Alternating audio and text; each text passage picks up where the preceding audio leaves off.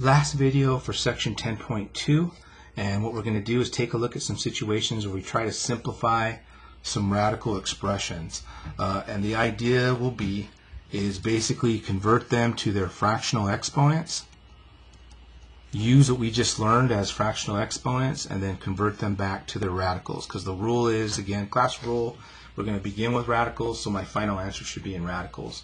So when I'm looking at the cube root of x times the fourth root of x, we do have a multiplication problem here, but we're also going to find that this isn't well defined. That'll come up in the next chapter. So what can we do with it now? Well, this turns into x to the 1/3, and this turns into x to the 1/4. And now that I converted them to their fractional exponent form, I know that I can use my product rule, which is we keep the base and we add the exponents. My common denominator is 12, so this would be 4/4 and 3/3. So we get 4/12 plus 3/12, and so we end up with 7/12 there. And of course, we started with radicals, so we should end with radicals, so that converts to the 12th root of x to the 7th. So that would be a good final answer there if you're working on a quiz. So started off pretty strange, but once we made the conversion, it was very doable. We did it using fractional exponent rules, and then finished it with a radical.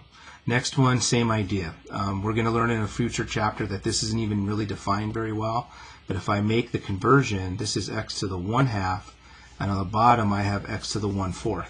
So just by making that simple conversion, I can do something with it now. This is basically our quotient rule. So we're going to keep that x and take my top exponent and subtract my bottom exponent. LCD is 4, so that needs a 2/2. So we're talking 2/4 minus 1/4, which is 1/4. And again, converting ourselves back to radical notation, x to the 1/4 is the same thing as saying the fourth root of x. So we're good to go. So see how nice that is. A lot of tricks here, but let's just use it what it is. If we kind of go from inside to out, we're talking about the fifth root of x to the 1/3, and then this is x to the 1/3 all being raised to the 1/5 power. And so what do we do with our exponents there? We multiply them. So this becomes 1/15, and of course converting that, all right, we get the 15th root of x. And yeah, it does almost seem as simple as why don't I just multiply them, but I promise you, you're going to get screwed up in other areas if you think that way. Think this way, all right? You get the same answer in the end, and your math is solid, and you're not setting yourself up for failure later by just saying, well, can't I just multiply them? Well, yeah, you could, but it doesn't always work out this simply. There's a lot more nuances in there, so be careful. Follow what I did. Next example, getting a little harder. That's actually the fourth root of x cubed. I got a little carried away writing that down. So we have radicals within radicals. So this is pretty crazy. So let's start with the inside first. So we basically have x to the 3/4 all over x, and we're taking the square root of it. And then this is basically the fraction x and 3/4 all over x, all to the 1/2 power. So there's a lot of things we can do here first. What I'm going to choose to do is simplify what's inside those parentheses first. So this is x to the 3/4 minus 1, okay, which becomes x to the 3/4 minus 4/4, which basically becomes x to the negative 1/4. So coming back up here, we are now looking at x to the negative 1/4 all raised to the 1/2 power. Of course, what do I do with my exponents here? Well, I multiply them. And so what we end up with is x to the negative 1/8.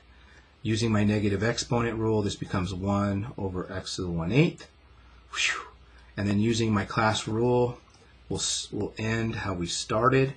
And we started with radicals, so I should end with radicals in my notation. So there would be our final answer at this moment. But I'm going to put a little asterisk on this.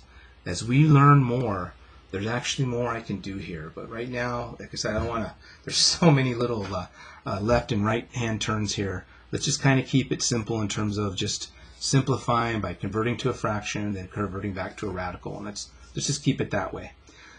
Last one, we have all kinds of radicals all over the place. But if I convert them to their fractional exponent form, what I get is that. All right, so again, how you want to do, whatever you want to do next, what I'm going to choose to do is take this exponent and rewrite it as a negative exponent. And what I'm setting up is my product rule here. So I basically have a giant addition. Right, we're going to add up all our exponents because that's what we're doing. We're multiplying same base. My LCD in this case looks like it's 30. So this would need 15 over 15. This would need 10 over 10, and this 6 over 6.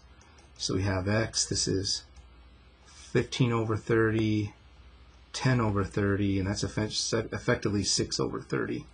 So when I do all that, let's see, that's 25, take away 9, that's 19. So x to the 19/30ths, that's pretty crazy. Of course, we started with radicals, so we should end with a radical. And so that's how we basically simplify those. So much more on this later, but as far as 10.2 is concerned, that's about as far as we can take these. So more to do. We'll be jumping into 10.3 when I return. Again, if you need help, request a Google Meet, post your questions on Canvas. Lots of help out there. Just got to reach out for it.